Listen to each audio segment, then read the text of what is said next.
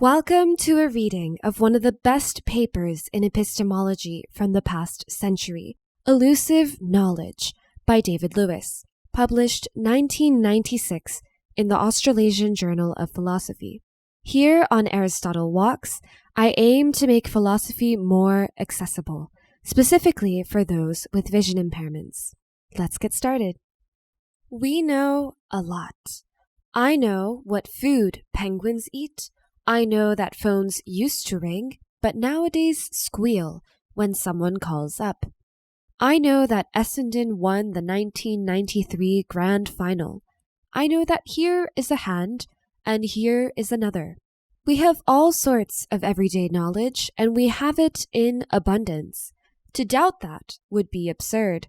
At any rate, to doubt it in any serious and lasting way would be absurd, and even philosophical and temporary doubt, under the influence of argument, is more than a little peculiar. It is a Morean fact that we know a lot.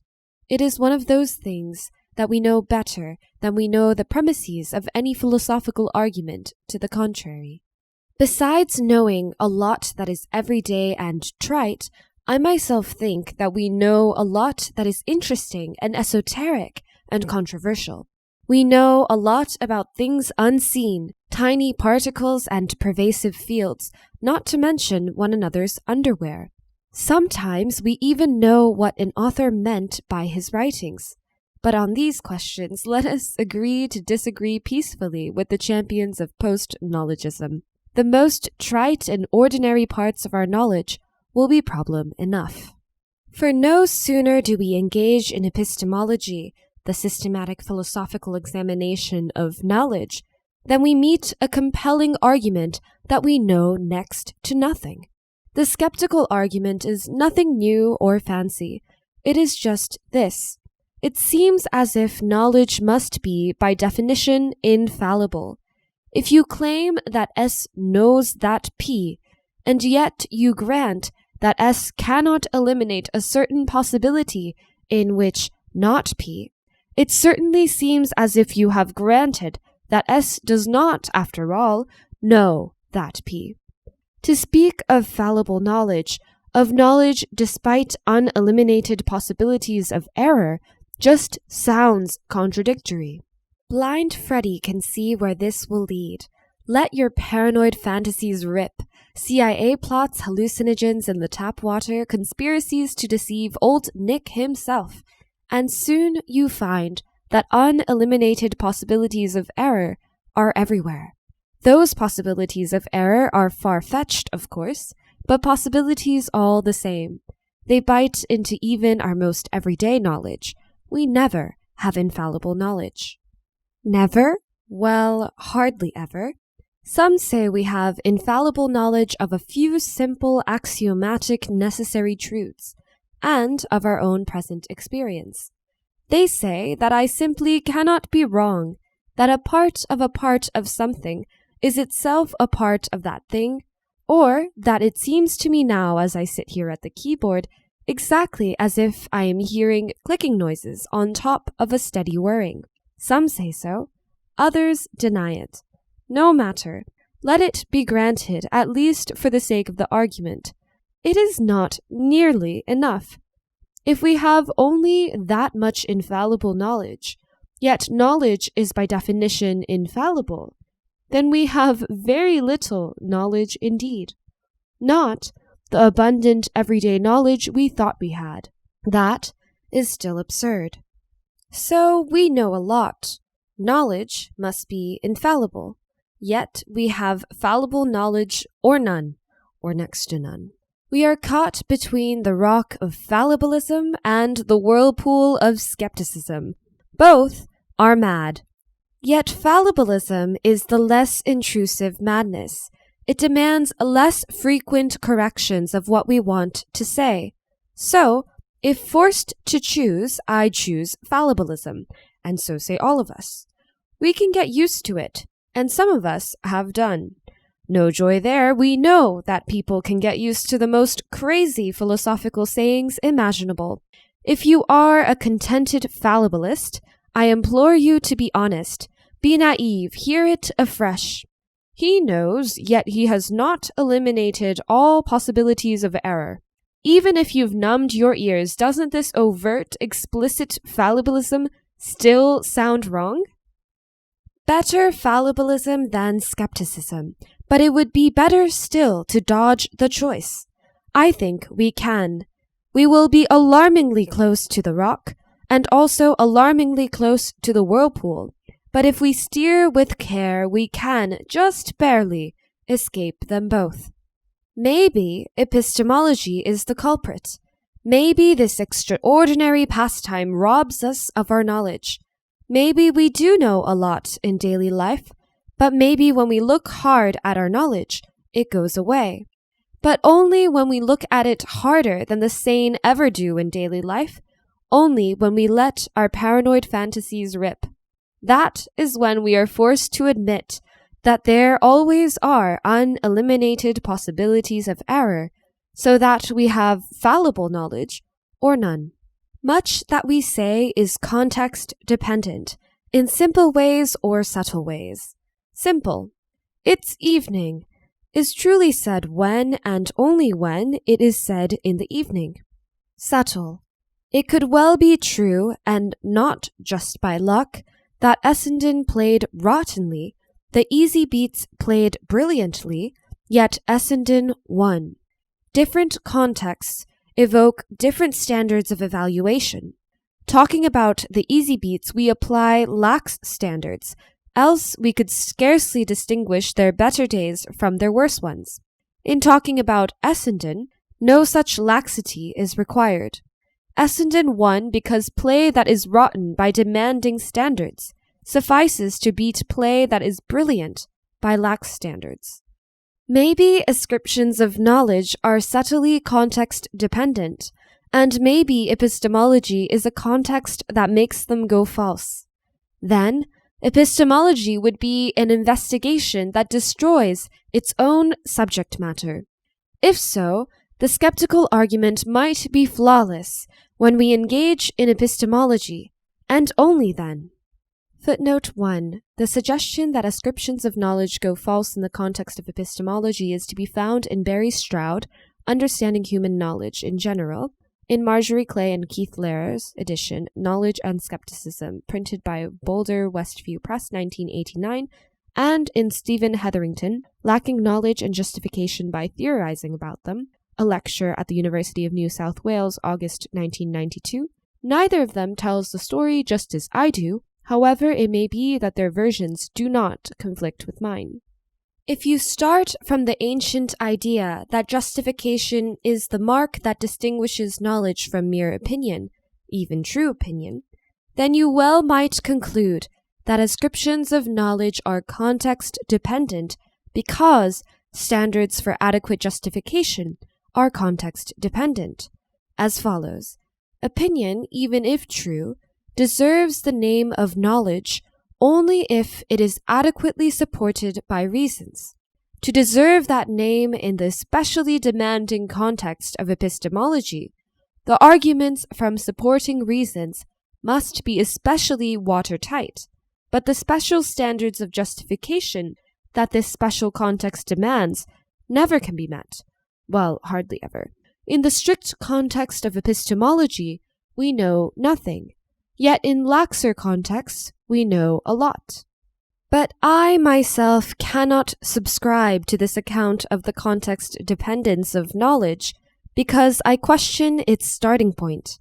I don't agree that the mark of knowledge is justification. Footnote 2. Unless, like some, we simply define justification as whatever it takes to turn true opinion into knowledge, regardless of whether what it takes turns out to involve argument from supporting reasons.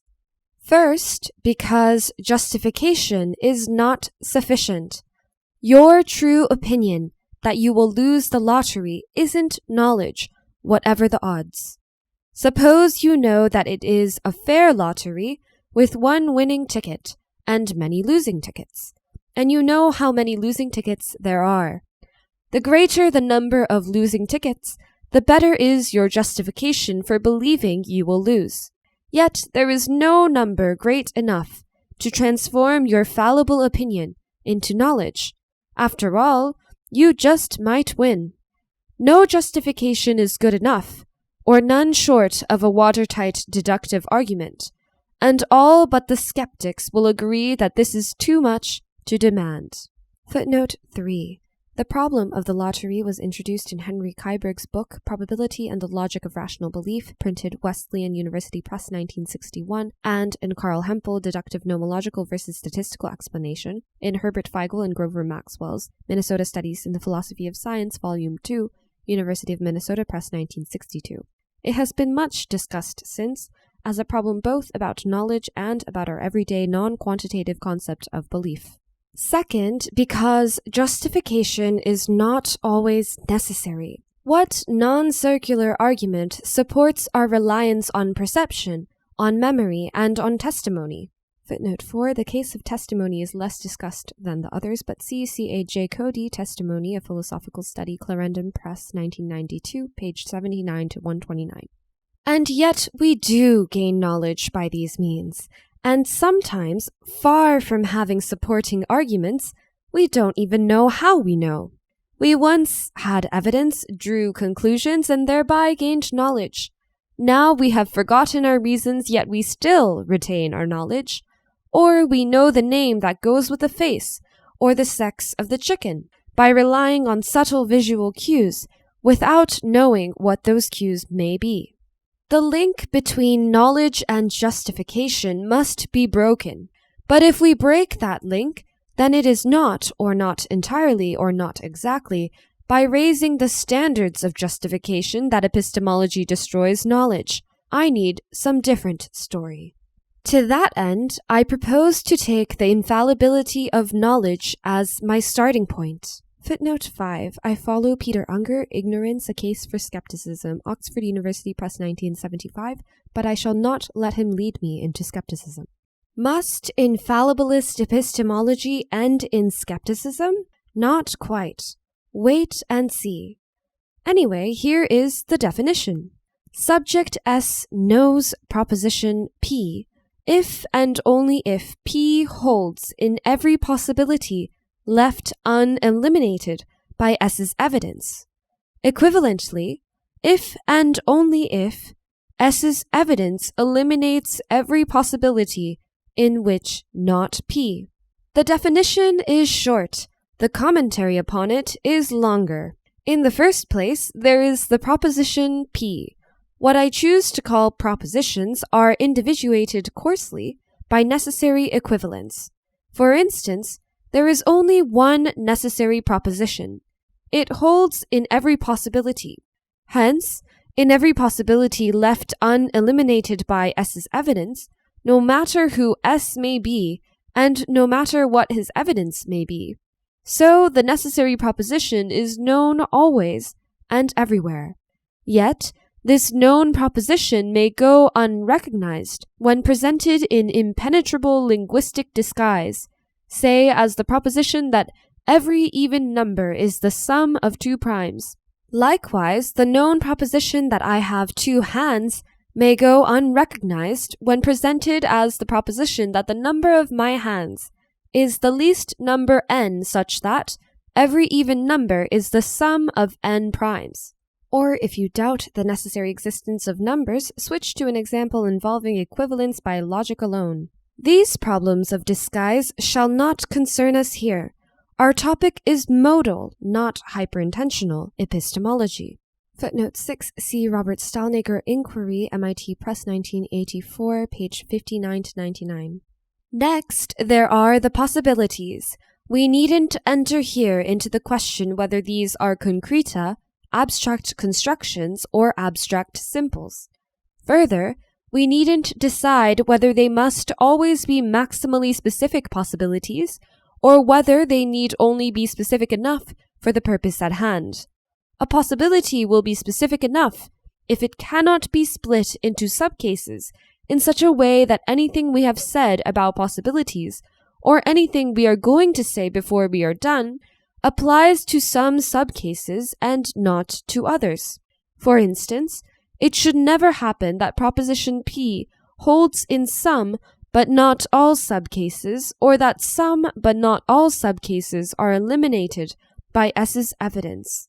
But we do need to stipulate that they are not just possibilities as to how the world is.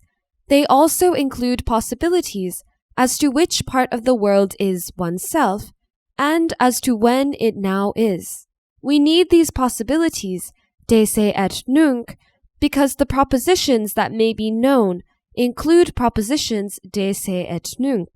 Footnote 7. See My Attitudes de Dicto and de Se, The Philosophical Review, 1979, page 513 to 543, and R.M. Chisholm's The Indirect Reflexive in C. Diamond and J. Teichmann, Intention and Intentionality, Essays in Honor of G.E.M. Anscombe, Harvester, 1979. Not only do I know that there are hands in this world somewhere and someone, I know that I have hands, or anyway, I have them now. Such propositions aren't just made true or made false by the whole world once and for all. They are true for some of us and not for others, or true at some times and not others, or both. Further, we cannot limit ourselves to real possibilities that conform to the actual laws of nature, and maybe also to actual past history. For propositions about laws and history are contingent, and may or may not be known. Neither can we limit ourselves to epistemic possibilities for S, possibilities that S does not know not to obtain. That would drain our definition of content. Assume only that knowledge is closed under strict implication. We shall consider the merits of this assumption later. Remember that we are not distinguishing between equivalent propositions. Then knowledge of a conjunction is equivalent to knowledge of every conjunct. P is the conjunction of all propositions, not W, where W is a possibility in which not P. That suffices to yield an equivalence. S knows that P, if and only if, for every possibility W, in which not P, S knows that not W. Contraposing and cancelling a double negation, if and only if, every possibility which S does not know not to obtain is one in which P. For short, if and only if P holds throughout S's epistemic possibilities. Yet to get this far, we need no substantive definition of knowledge at all. To turn this into a substantive definition, in fact, the very definition we gave before, we need to say one more thing. S's epistemic possibilities are just those possibilities that are uneliminated by S's evidence. So next, we need to say what it means for a possibility to be eliminated or not. Here I say that the uneliminated possibilities are those in which the subject's entire perceptual experience and memory are just as they actually are. There is one possibility that actually obtains for the subject and at the time in question. Call it actuality. Then a possibility W is uneliminated if and only if the subject's perceptual experience and memory in W exactly match his perceptual experience and memory in actuality. If you want to include other alleged forms of basic evidence, such as the evidence of our extrasensory faculties or an innate disposition to believe in God, be my guest. If they exist, they should be included. If not, no harm done if we have included them conditionally. Note well that we do not need the pure sense datum language and the incorrigible protocol statements that for so long bedeviled foundationalist epistemology.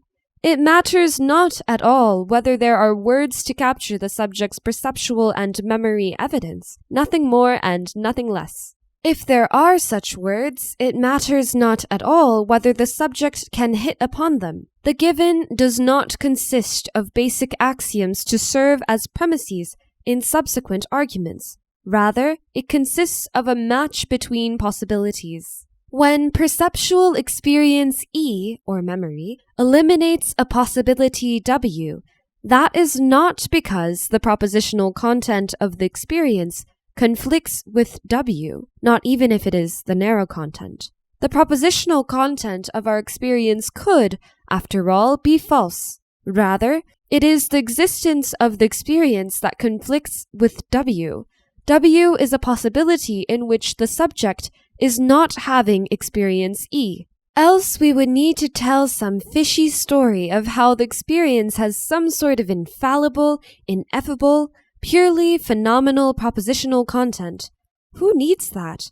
Let E have propositional content P. Suppose even, something I take to be an open question, that E is in some sense fully characterized by P. Then I say that E eliminates W, if and only if W is a possibility in which the subject's experience or memory has content different from P.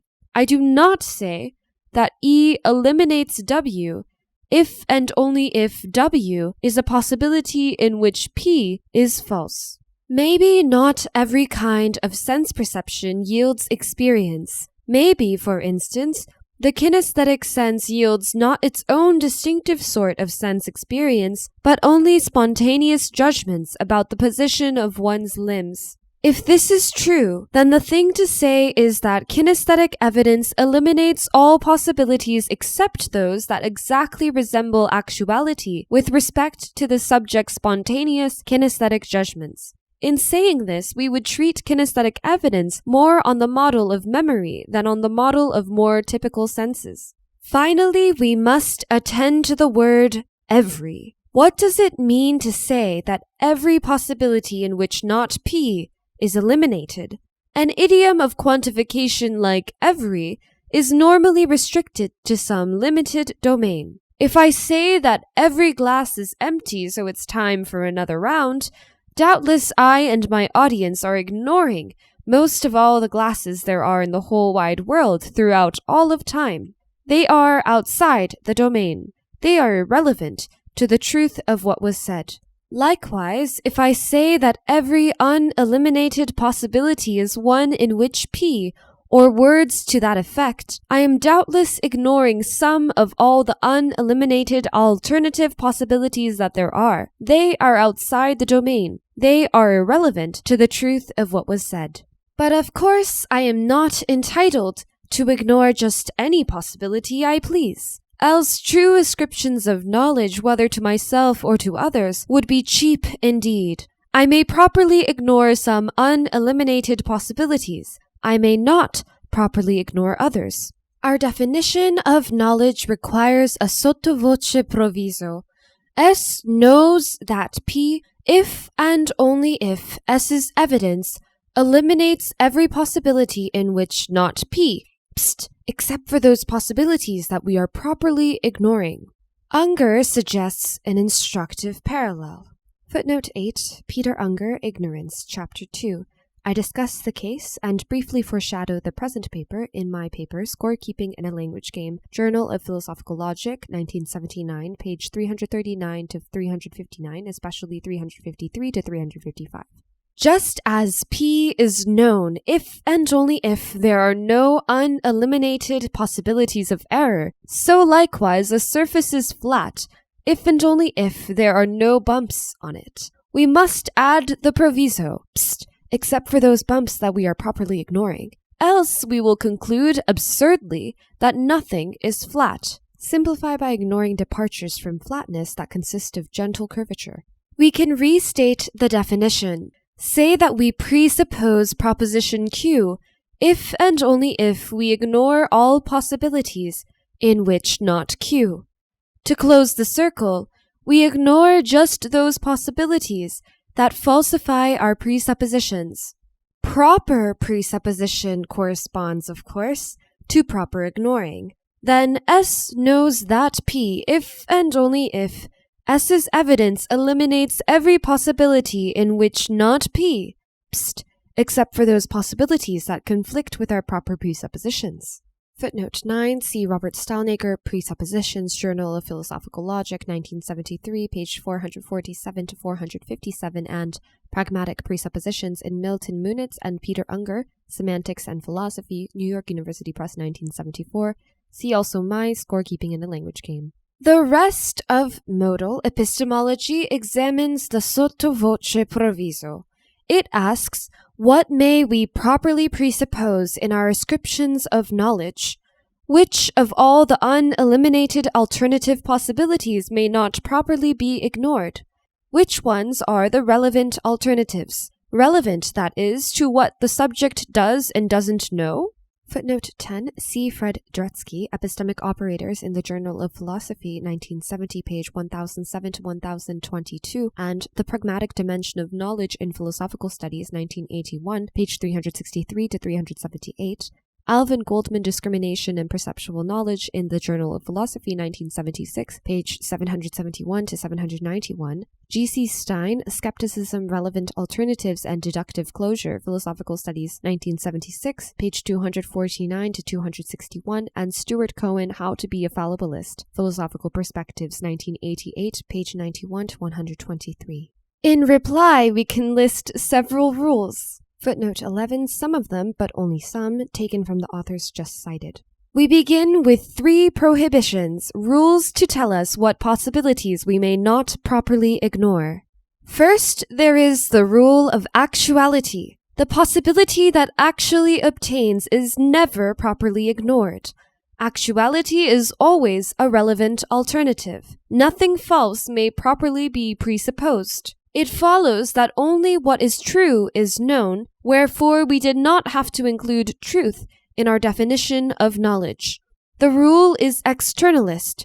The subject himself may not be able to tell what is properly ignored. In judging which of his ignorings are proper, hence what he knows, we judge his success in knowing, not how well he tried. When the rule of actuality tells us that actuality may never be properly ignored, we can ask, whose actuality? Ours, when we ascribe knowledge or ignorance to others? Or the subject's? In simple cases, the question is silly. In fact, it sounds like the sort of pernicious nonsense we would expect from someone who mixes up what is true with what is believed.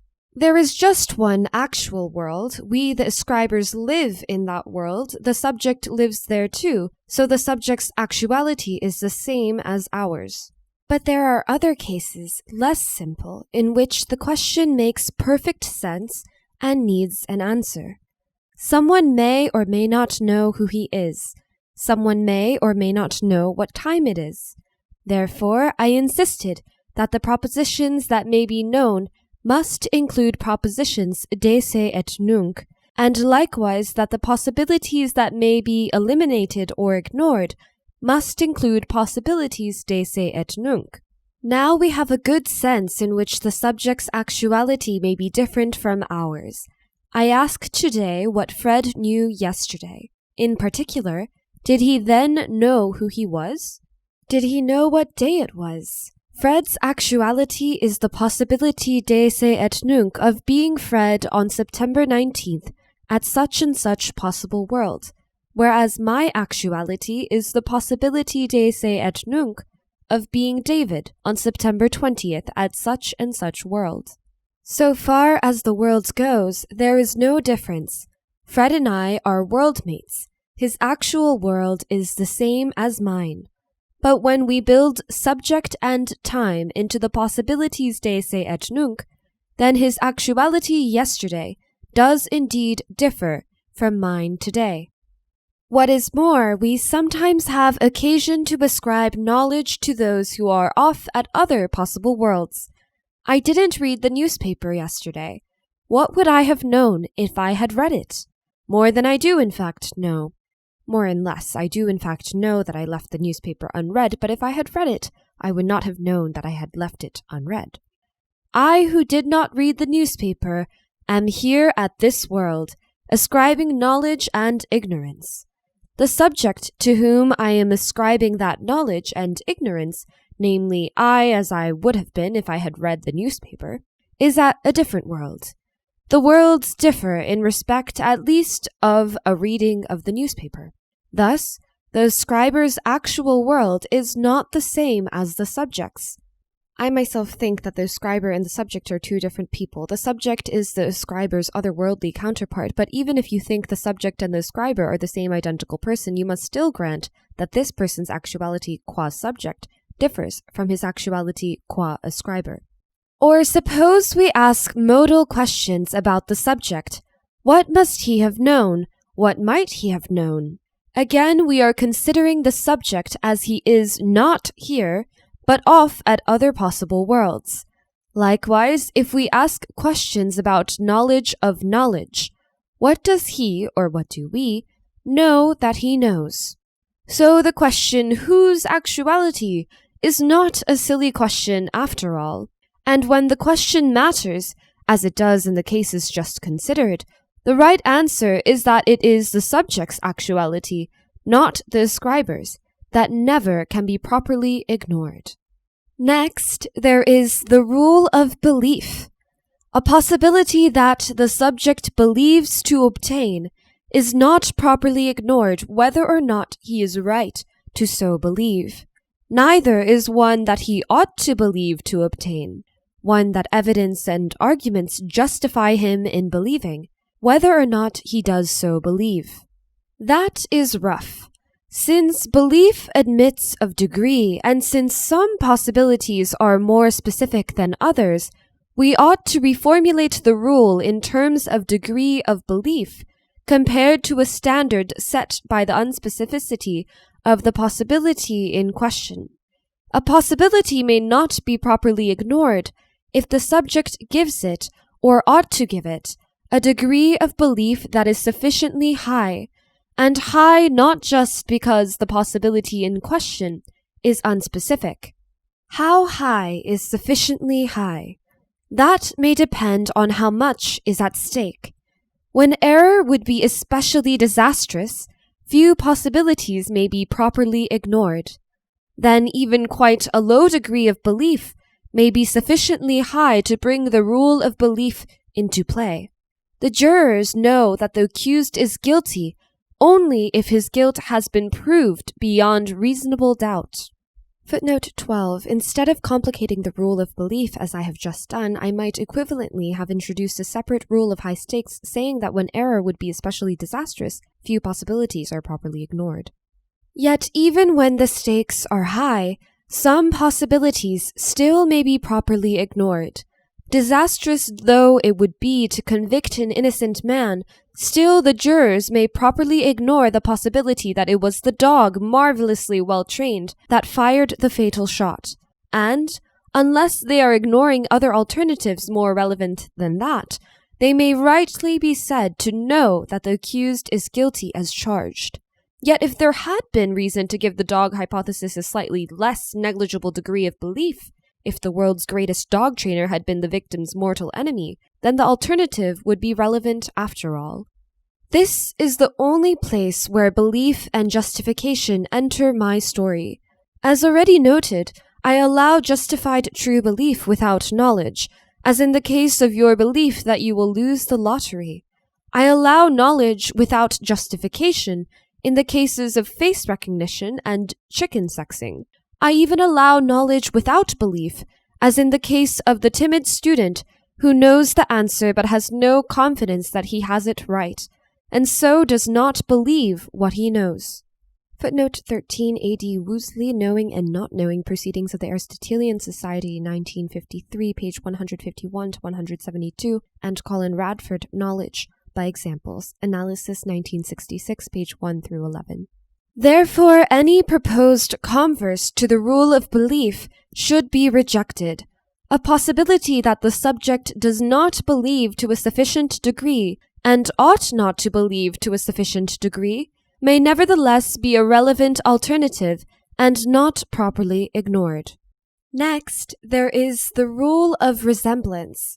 Suppose one possibility saliently resembles another. Then, if one of them may not be properly ignored, neither may the other. Or rather, we should say that if one of them may not properly be ignored in virtue of rules other than this rule, then neither may the other. Else nothing could be properly ignored, because enough little steps of resemblance can take us from anywhere to anywhere.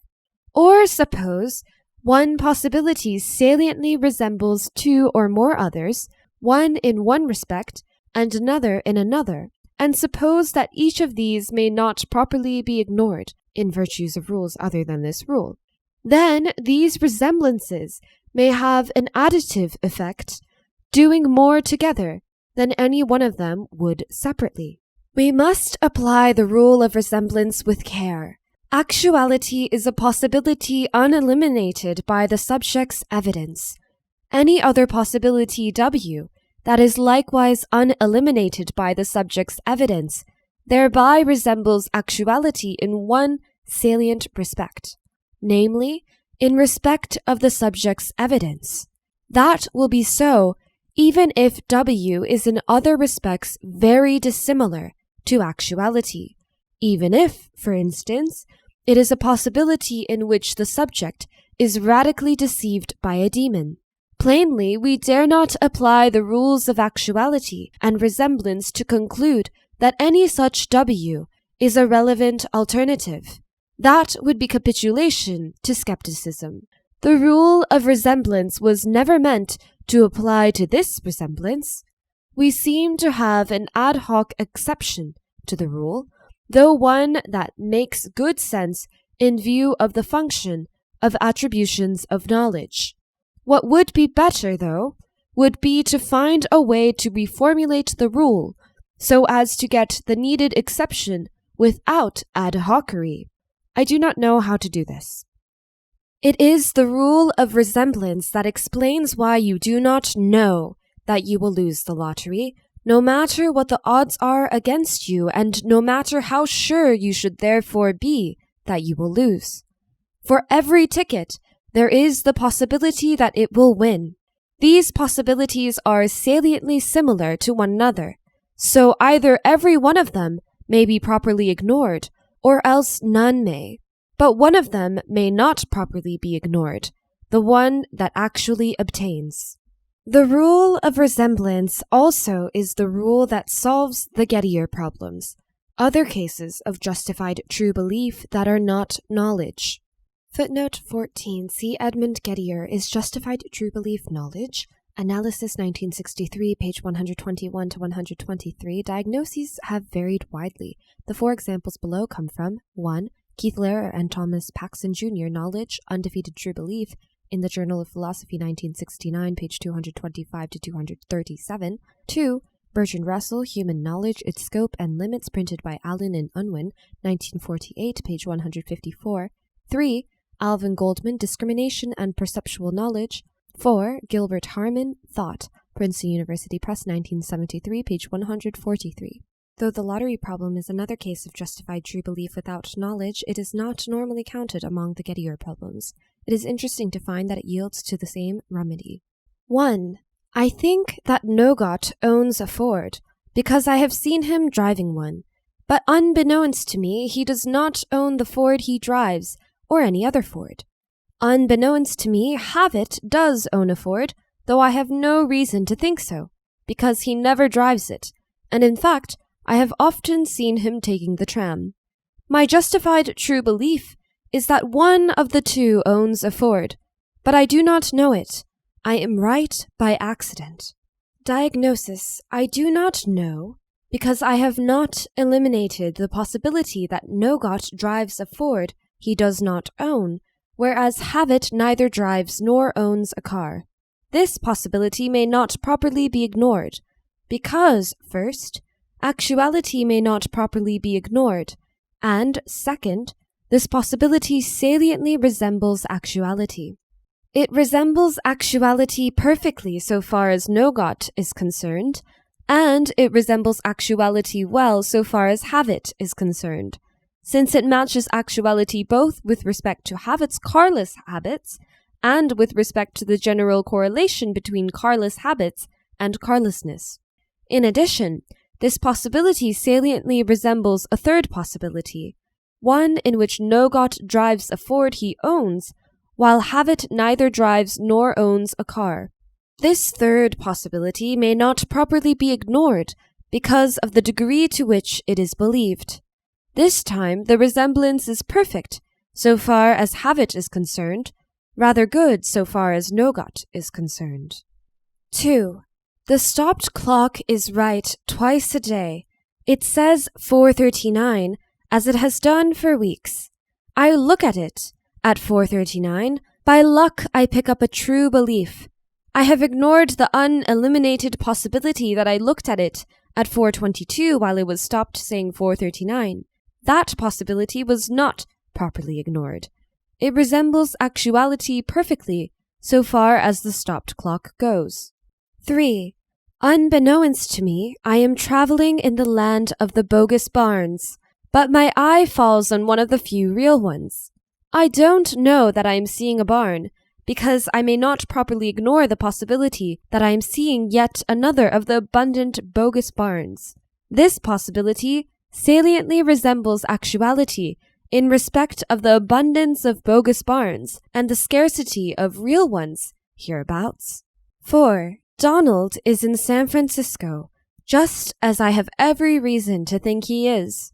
But, bent on deception, he is writing me letters and having them posted to me by his accomplice in Italy. If I had seen the phony letters, with their Italian stamps and postmarks, I would have concluded that Donald was in Italy. Luckily, I have not yet seen any of them. I ignore the uneliminated possibility that Donald has gone to Italy and is sending me letters from there. But this possibility is not properly ignored, because it resembles actuality both with respect to the fact that the letters are coming to me from Italy and with respect to the fact that those letters come, ultimately, from Donald. So I don't know that Donald is in San Francisco. Next, there is the rule of reliability. This time, we have a presumptive rule about what may be properly ignored, and it is by means of this rule that we capture what is right about causal or reliabilist theories of knowing. Consider processes whereby information is transmitted to us, perception, memory, and testimony. These processes are fairly reliable. Footnote 15, see Alvin Goldman, A Causal Theory of Knowing in the Journal of Philosophy, 1967, page 357 to 372, and D. M. Armstrong, Belief, Truth, and Knowledge, Cambridge University Press, 1973. Within limits, we are entitled to take them for granted. We may properly presuppose that they work without a glitch in the case under consideration. Defeasibly, very defeasibly, a possibility in which they fail may properly be ignored. My visual experience, for instance, depends causally on the scene before my eyes, and what I believe about the scene before my eyes depends in turn on my visual experience. Each dependence covers a wide and varied range of alternatives. Footnote 16, see my veridical hallucination and prosthetic vision in the Australasian Journal of Philosophy, 1980, page 239 to 249. John Bigelow has proposed to model knowledge-delivering processes generally on those found in vision. Of course, it is possible to hallucinate, even to hallucinate in such a way that all my perceptual experience and memory would be just as they actually are. That possibility never can be eliminated, but it can be ignored. And if it is properly ignored, as it mostly is, then vision gives me knowledge. Sometimes, though, the possibility of hallucination is not properly ignored, for sometimes we really do hallucinate. The rule of reliability may be defeated by the rule of actuality, or it may be defeated by the rules of actuality and of resemblance working together in a Gettier problem. If I am not hallucinating, but unbeknownst to me I live in a world where people mostly do hallucinate, and I myself have only narrowly escaped, then the uneliminated possibility of hallucination is too close to actuality to be properly ignored. We do not, of course, presuppose that nowhere ever is there a failure of, say, vision. The general presupposition that vision is reliable consists, rather, of a standing disposition to presuppose, concerning whatever particular case may be under consideration, that we have no failure in that case. In similar fashion, we have two permissive rules of method. We are entitled to presuppose, again very defeasibly, that a sample is representative, and that the best explanation of our evidence is the true explanation. That is, we are entitled properly to ignore possible failures in these two standard methods of non-deductive inference. Again, the general rule consists of a standing disposition to presuppose reliability in whatever particular case may come before us. Yet another permissive rule is the rule of conservatism. Suppose that those around us normally do ignore certain possibilities, and it is common knowledge that they do. They expect each other to, they expect each other to expect each other to, ... Then, again, very defeasibly, these generally ignored possibilities may properly be ignored. We are permitted, defeasibly, to adopt the usual and mutually expected presuppositions of those around us.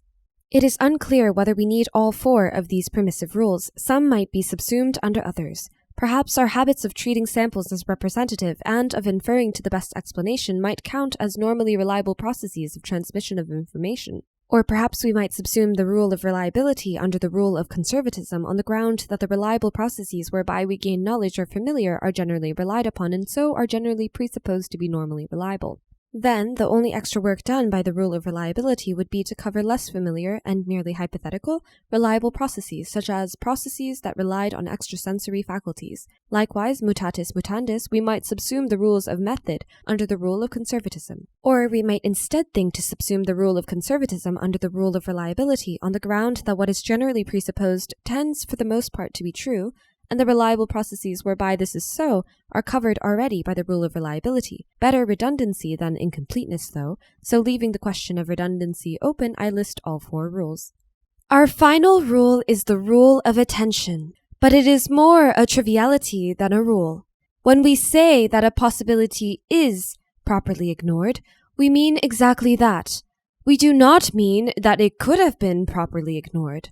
Accordingly, a possibility not ignored at all is ipso facto not properly ignored. What is and what is not being ignored is a feature of the particular conversational context. No matter how far-fetched a certain possibility may be, no matter how properly we might have ignored it in some other context, if in this context we are not, in fact, ignoring it, but attending to it, then for us now it is a relevant alternative. It is in the contextually determined domain. If it is an uneliminated possibility in which not P, then it will do as a counterexample to the claim that P holds in every possibility left uneliminated by S's evidence. That is, it will do as a counterexample to the claim that S knows that P. Do some epistemology, let your fantasies rip. Find uneliminated possibilities of error everywhere. Now that you are attending to them, just as I told you to, you are no longer ignoring them, properly or otherwise. So you have landed in a context with an enormously rich domain of potential counterexamples to ascriptions of knowledge. In such an extraordinary context, with such a rich domain, it never can happen, well, hardly ever, that an ascription of knowledge is true. Not an ascription of knowledge to yourself, either to your present self or to your earlier self untainted by epistemology, and not an ascription of knowledge to others. That is how epistemology destroys knowledge, but it does so only temporarily. The pastime of epistemology does not plunge us forevermore into its special context. We can still do a lot of proper ignoring, a lot of knowing, and a lot of true ascribing of knowledge to ourselves and others the rest of the time. What is epistemology all about? The epistemology we've just been doing, at any rate, soon became an investigation of the ignoring of possibilities. But to investigate the ignoring of them was ipso facto not to ignore them. Unless this investigation of ours was an altogether atypical sample of epistemology, it will be inevitable that epistemology must destroy knowledge. That is how knowledge, is elusive. Examine it, and straightway it vanishes. Is resistance useless? If you bring some hitherto ignored possibility to our attention, then straightway we are not ignoring it at all, so a fortiori we are not properly ignoring it. How can this alteration of our conversational state be undone? If you are persistent, perhaps it cannot be undone, at least not so long as you are around. Even if we go off and play backgammon and afterwards start our conversation afresh, you might turn up and call our attention to it all over again. But maybe you called attention to the hitherto ignored possibility by mistake. You only suggested that we ought to suspect the butler because you mistakenly thought him to have a criminal record. Now that you know he does not, that was the previous butler, you wish you had not mentioned him at all. You know as well as we do that continued attention to the possibility you brought up impedes our shared conversational purposes. Indeed, it may be common knowledge between you and us that we would all prefer it if this possibility could be dismissed from our attention. In that case, we might quickly strike a tacit agreement to speak just as if we were ignoring it. And after just a little of that, doubtless it really would be ignored. Sometimes our conversational purposes are not altogether shared, and it is a matter of conflict whether attention to some far-fetched possibility would advance them or impede them. What if some far-fetched possibility is called to our attention not by a skeptical philosopher, but by counsel for the defense? We of the jury may wish to ignore it, and wish it had not been mentioned. If we ignored it now, we would bend the rules of cooperative conversation, but we may have good reason to do exactly that. After all, what matters most to us as jurors is not whether we can truly be said to know. What really matters is what we should believe to what degree, and whether or not we should vote to convict. We would ignore the far-fetched possibility if we could, but can we? Perhaps at first our attempted ignoring would be make-believe ignoring, or self-deceptive ignoring. Later, perhaps, it might ripen into genuine ignoring. But in the meantime, do we know? There may be no definite answer. We are bending the rules, and our practices of context-dependent attributions of knowledge were made for context, with the rules unbent. If you are still a contented fallibilist, despite my plea to hear the skeptical argument afresh, you will probably be discontented with the rule of attention. You will begrudge the skeptic even his very temporary victory. You will claim the right to resist his argument, not only in everyday contexts, but even in those peculiar contexts in which he, or some other epistemologist, busily calls your attention to far-fetched possibilities of error. Further, you will claim the right to resist without having to bend any rules of cooperative conversation. I said that the rule of attention was a triviality. That which is not ignored at all is not properly ignored. But the rule was trivial only because of how I had already chosen to state the sotto voce proviso. So you, the contented fallibilist, will think it ought to have been stated differently. Thus, perhaps, except for those possibilities we could properly have ignored. And then you will insist that those far-fetched possibilities of error that we attend to at the behest of the skeptic are nevertheless possibilities we could properly have ignored. You will say that no amount of attention can, by itself, turn them into relevant alternatives. If you say this, we have reached a standoff. I started with a puzzle. How can it be when his conclusion is so silly that the skeptic's argument is so irresistible? My rule of attention and the version of the proviso that made that rule trivial were built to explain how the skeptic manages to sway us, why his argument seems irresistible, however temporarily. If you continue to find it eminently resistible in all contexts, you have no need of any such explanation. We just disagree about the explanandum phenomenon. I say S knows that P, if and only if P holds in every possibility left uneliminated by S's evidence, except for those possibilities that we are properly ignoring. We means the speaker and hearers of a given context, that is, those of us who are discussing S's knowledge together. It is our ignorings, not S's own ignorings, that matter to what we can truly say about S's knowledge. When we are talking about our own knowledge or ignorance, as epistemologists so often do, this is a distinction without a difference. But what if we are talking about someone else? Suppose we are detectives. The crucial question for a solution of the crime is whether S already knew, when he bought the gun, that he was vulnerable to blackmail. We conclude that he did. We ignore various far-fetched possibilities, as hard-headed detectives should, but S does not ignore them. S is by profession a skeptical epistemologist. He never ignores much of anything. If it is our own ignorings that matter to the truth of our conclusion, we may well be right that S already knew. But if it is S's ignorings that matter, then we are wrong, because S never knew much of anything. I say we may well be right. So it is our own ignorings that matter, not S's. But suppose instead that we are epistemologists considering what S knows. If we are well informed about S, or if we are considering a well enough specified hypothetical case, then if S attends to a certain possibility, we attend to S's attending to it. But to attend to S's attending to it is ipso facto to attend to it ourselves.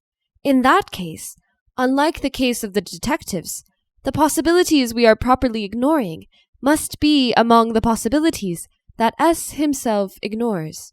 We may ignore fewer possibilities than S does, but not more. Even if S himself is neither skeptical nor an epistemologist, he may yet be clever at thinking up far-fetched possibilities that are uneliminated by his evidence.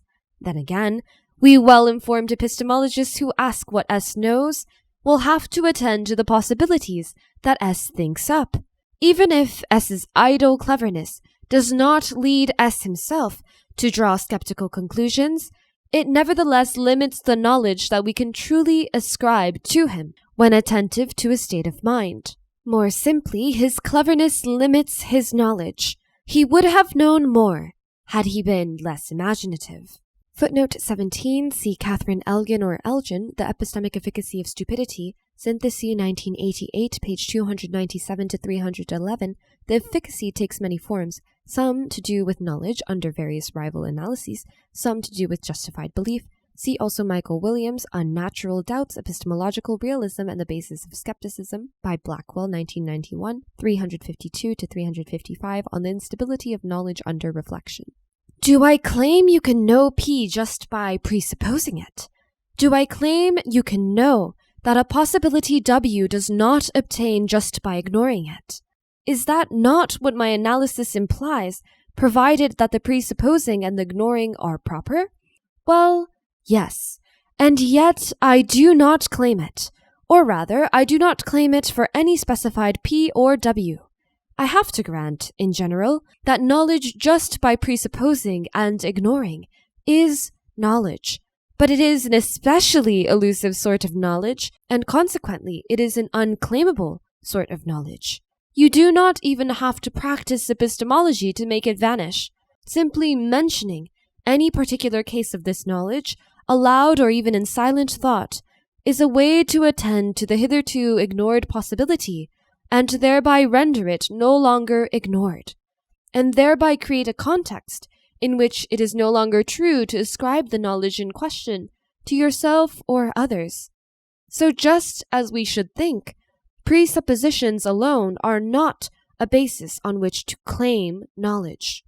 In general, when S knows that P, some of the possibilities in which not P are eliminated by S's evidence and others of them are properly ignored. There are some that can be eliminated but cannot properly be ignored.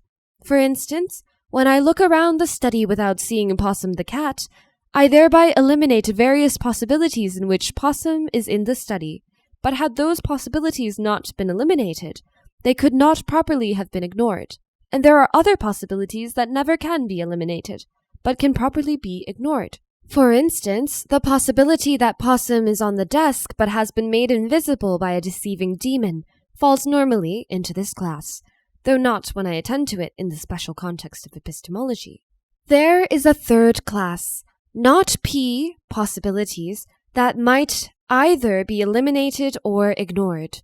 Take the far-fetched possibility that Possum has somehow managed to get into a closed drawer of the desk. Maybe he jumped in when it was open. Then I closed it without noticing him. That possibility could be eliminated by opening the drawer and making a thorough examination.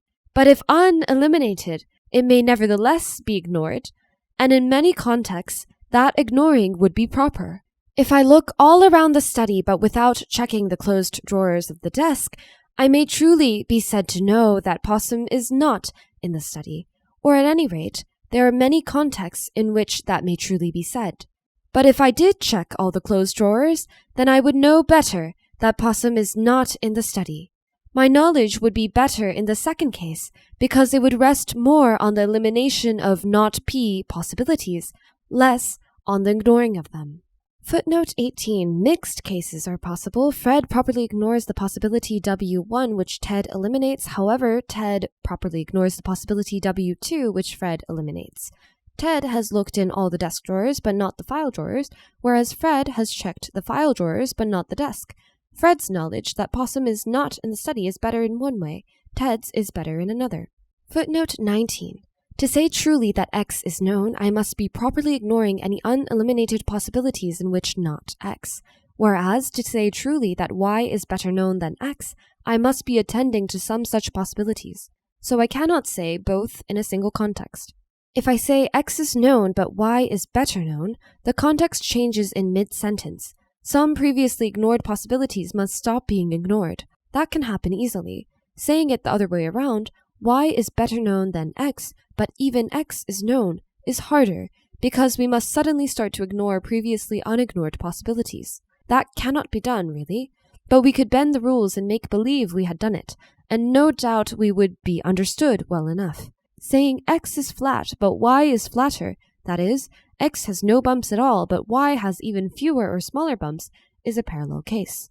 And again, Y is flatter, but even X is flat, sounds clearly worse, but not altogether hopeless. Better knowledge is more stable knowledge. It stands more chance of surviving a shift of attention in which we begin to attend to some of the possibilities formerly ignored. If, in our new shifted context, we ask what knowledge we may truly ascribe to our earlier selves, we may find that only the better knowledge of our earlier selves still deserves the name. And yet, if our former ignorings were proper at the time, even the worse knowledge of our earlier selves could truly have been called knowledge in the former context. Never, well, hardly ever, does our knowledge rest entirely on elimination and not at all on ignoring. So hardly ever is quite as good as we might wish. To that extent, the lesson of skepticism is right, and right permanently, not just in the temporary and special context of epistemology. Footnote 20. Thanks here to Stephen Hetherington, while his own views about better and worse knowledge are situated within an analysis of knowledge quite unlike mine. They withstand transplantation. What is it all for? Why have a notion of knowledge that works in the way I described? Not a compulsory question, enough to observe that we do have it. But I venture the guess that it is one of the messy shortcuts, like satisficing, like having indeterminate degrees of belief, that we resort to because we are not smart enough to live up to really high, perfectly Bayesian standards of rationality. You cannot maintain a record of exactly which possibilities you have eliminated so far, much as you might like to. It is easier to keep track of which possibilities you have eliminated if you ignore many of all the possibilities there are. And besides, it is easier to list some of the propositions that are true in all the uneliminated, unignored possibilities than it is to find propositions that are true in all and only the uneliminated, unignored possibilities. If you doubt that the word no bears any real load in science or in metaphysics, I partly agree. The serious business of science has to do not with knowledge per se, but rather with the elimination of possibilities through the evidence of perception, memory, etc., and with the changes that one's belief system would, or might or should, undergo under the impact of such eliminations. Ascriptions of knowledge to yourself or others are a very sloppy way of conveying very incomplete information about the elimination of possibilities. It is as if you had said, the possibilities eliminated, whatever else they may also include, at least include all the not P possibilities, or anyway, all of those except for some we are presumably prepared to ignore just at the moment. The only excuse for giving information about what really matters in such a sloppy way is that at least it is easy and quick. But it is easy and quick, whereas giving full and precise information about which possibilities have been eliminated seems to be extremely difficult, as witness the futile search for a pure observation language. If I am right about how ascriptions of knowledge work, they are a handy but humble approximation. They may yet be indispensable in practice in the same way that other handy and humble approximations are. If we analyze knowledge as a modality, as we have done, we cannot escape the conclusion that knowledge is closed under strict implication. Footnote 21. A proof-theoretic version of this closure principle is common to all normal modal logics. If the logic validates an inference from zero or more premises to a conclusion, then also it validates the inference obtained by prefixing the necessity operator to each premise and to the conclusion. Further, this rule is all we need to take us from classical sentential logic to the least normal modal logic. See Brian Hellas, Modal Logic, An Introduction, Cambridge University Press, 1980, page 114. Dretske has denied that knowledge is closed under implication. Further, he has diagnosed closure as the fallacy that drives arguments for skepticism, as follows. The proposition that I have hands implies that I am not a handless being, and a fortiori that I am not a handless being deceived by a demon into thinking that I have hands. So, by the closure principle, the proposition that I know I have hands implies that I know that I am not handless and deceived. But I don't know that I am not handless and deceived, for how can I eliminate that possibility? So, by modus tollens, I don't know that I have hands. Dretske's advice is to resist skepticism by denying closure. He says that although having hands does imply not being handless and deceived, yet knowing that I have hands does not imply knowing that I am not handless and deceived. I do know the former, I do not know the latter. What Dretske says is close to right, but not quite. Knowledge is closed under implication. Knowing that I have hands does imply knowing that I am not handless and deceived. Implication preserves truth. That is, it preserves truth in any given fixed context. But if we switch contexts midway, all bets are off. I say 1. Pigs fly. 2. What I just said had fewer than 3 syllables. True. 3. What I just said had fewer than 4 syllables. False. So less than 3 does not imply less than 4? No, the context switched midway. The semantic value of the context-dependent phrase, what I just said, switched with it. Likewise, in the skeptical argument, the context switched midway, and the semantic value of the context-dependent word no switched with it. The premise, I know that I have hands, was true in its everyday context, where the possibility of deceiving demons was properly ignored. The mention of that very possibility switched the context midway. The conclusion, I know that I am not handless and deceived, was false in its context, because that was a context in which the possibility of deceiving demons was being mentioned, hence was not being ignored, hence was not being properly ignored. Dretske gets the phenomenon right, And I think he gets the diagnosis of skepticism right. It is just that he misclassifies what he sees. He thinks it is a phenomenon of logic, when really it is a phenomenon of pragmatics. Closure, rightly understood, survives the test. If we evaluate the conclusion for truth, not with respect to the context in which it was uttered, but instead with respect to the different context in which the premise was uttered, then truth is preserved. And if per impossibile, the conclusion could have been said in the same unchanged context as the premise, truth would have been preserved. A problem due to Saul Kripke turns upon the closure of knowledge under implication. P implies that any evidence against P is misleading. So, by closure, whenever you know that P, you know that any evidence against P is misleading. And if you know that evidence is misleading, you should pay it no heed.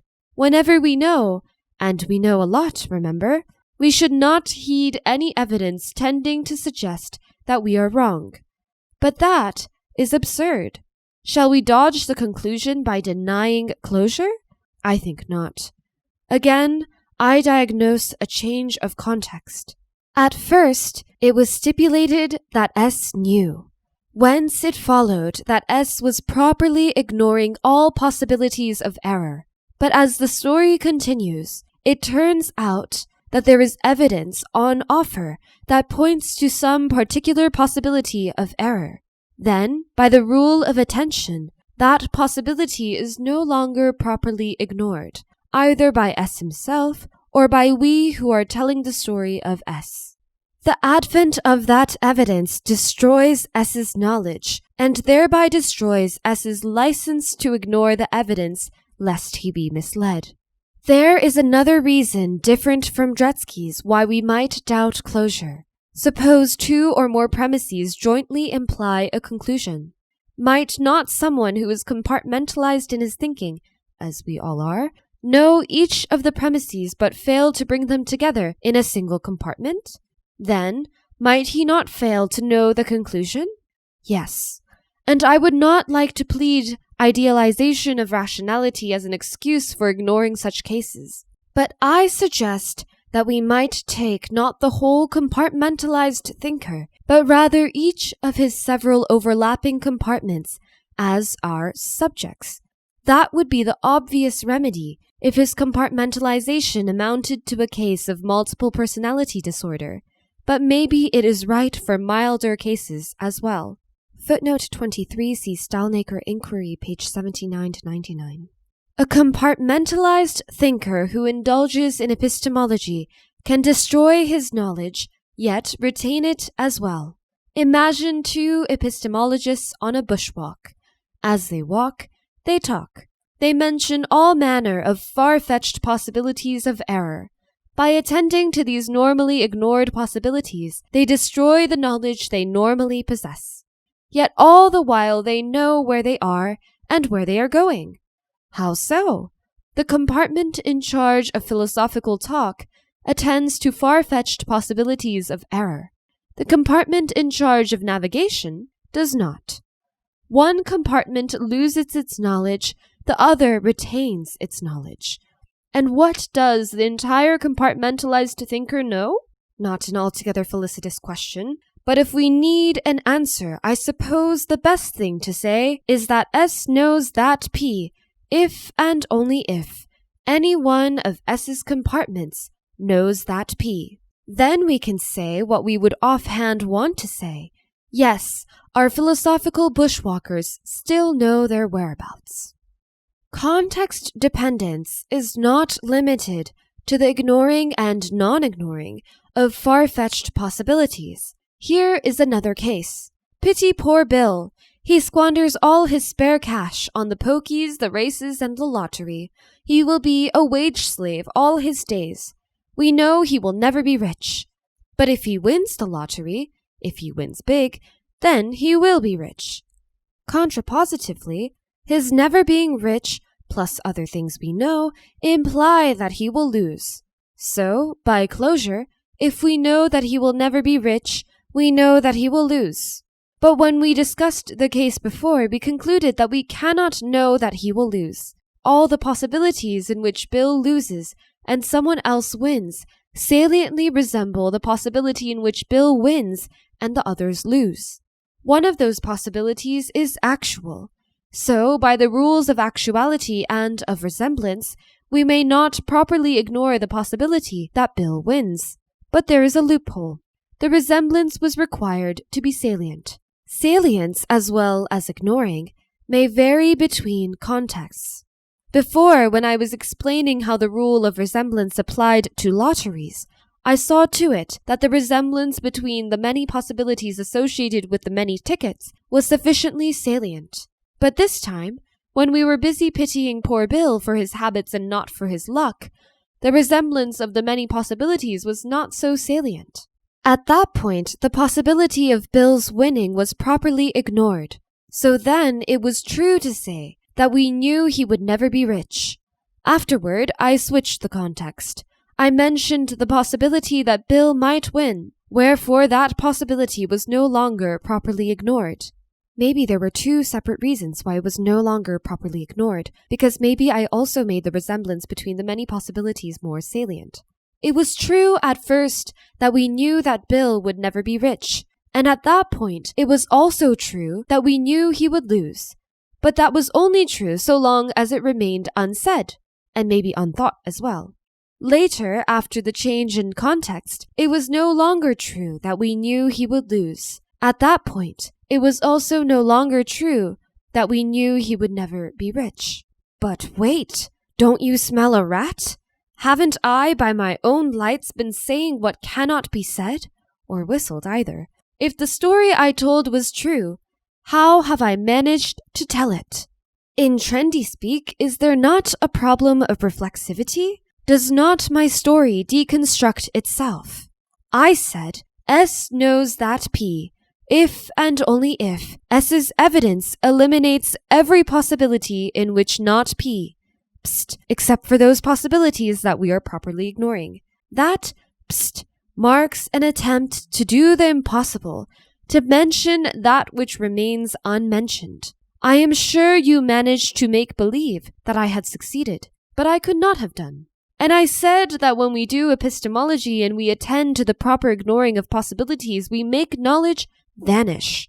First, we do know, then we do not. But I had been doing epistemology when I said that. The uneliminated possibilities were not being ignored, not just then. So by what right did I say even that we used to know? Footnote 24. Worse still, by what right can I even say that we used to be in a position to say truly that we knew? Then we were in a context where we properly ignored certain uneliminated possibilities of error. Now we are in a context where we no longer ignore them. If now I comment retrospectively upon the truth of what was said then, which context governs? The context now or the context then? I doubt there is any general answer apart from the usual principle that we should interpret what is said so as to make the message make sense. In trying to thread a course between the rock of fallibilism and the whirlpool of skepticism, it may well seem as if I have fallen victim to both at once. For do I not say that there are all those uneliminated possibilities of error? Yet do I not claim that we know a lot? Yet do I not claim that knowledge is, by definition, infallible knowledge? I did claim all three things, but not all at once. Or if I did claim them all at once, that was an expository shortcut, to be taken with a pinch of salt. To get my message across, I bent the rules. If I tried to whistle what cannot be said, what of it? I relied on the cardinal principle of pragmatics, which overrides every one of the rules I mentioned. Interpret the message to make it make sense, to make it consistent and sensible to say. When you have context dependence, ineffability can be trite and unmysterious. Hush! Moment of silence. I might have liked to say just then, all of us are silent. It was true, but I could not have said it truly, or whistled it either. For by saying it aloud, or by whistling, I would have rendered it false. I could have said my say fair and square, bending no rules. It would have been tiresome, but it could have been done. The secret would have been to resort to semantic assent. I could have taken great care to distinguish between 1, the language I use when I talk about knowledge or whatever, and 2, the second language that I use to talk about the semantic and pragmatic workings of the first language. If you want to hear my story told that way, you probably know enough to do the job for yourself. If you can, then my informal presentation has been good enough. In the beginning of the paper, Professor Lewis had the following note: "Thanks to many for valuable discussions of this material. Thanks above all to Peter Unger, and to Stuart Cohen, Michael Devitt, Alan Hayek, Stephen Hetherington, Dennis Robinson, Ernest Sosa, Robert Stalnaker, Jonathan Vogel, and a referee for this journal. Thanks also to the Boyce Gibson Memorial Library and to Ormond College." David Lewis was born in 1941 and is regarded as one of the most important philosophers of the 20th century, possibly the best. He made significant contributions in philosophy of mind, philosophy of probability, epistemology, philosophical logic, aesthetics, philosophy of mathematics, philosophy of time, philosophy of science, metaphysics, philosophy of language, and semantics. Among his many famous and influential ideas, he is particularly famous for his ingenious use of possible worlds in philosophy and for his radical view that all possible worlds are, in a sense, just as real and concrete as the actual world. David Lewis acquired his bachelor's from Swarthmore College, and during his year abroad at Oxford, he studied philosophy under Iris Murdoch, Gilbert Ryle, H.B. Grice, P.F. Strawson, and J.L. Austin. He continued to pursue philosophy with a Ph.D. at Harvard, while he studied with Quine and J.J.C. Smart. You can find a lovely portrait of him at the entrance of 1879 Hall, the philosophy department at Princeton, where he taught from 1970 until his death in 2001.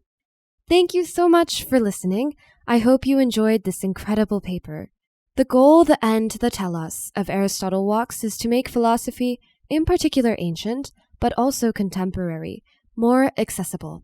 In creating this channel, I am thinking about serious students of philosophy who are auditory learners like me. I am thinking about people who are interested in philosophy, but reading dense papers is a bit too much. I hope that listening to them is something one can approach lightheartedly.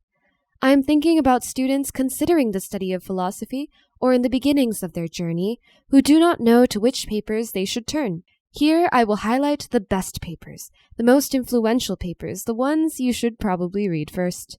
To do this, I am getting help from my mentors and friends who are some of the leading scholars in the field of philosophy today. Finally, and most importantly, I am thinking about students with vision impairments. I think that it is a huge problem that many fields of work, including, but actually particularly, academia, is so inaccessible for students with disabilities. My aim is to make philosophy accessible. I hope to build AristotleWalks into a helpful resource for a variety of learners.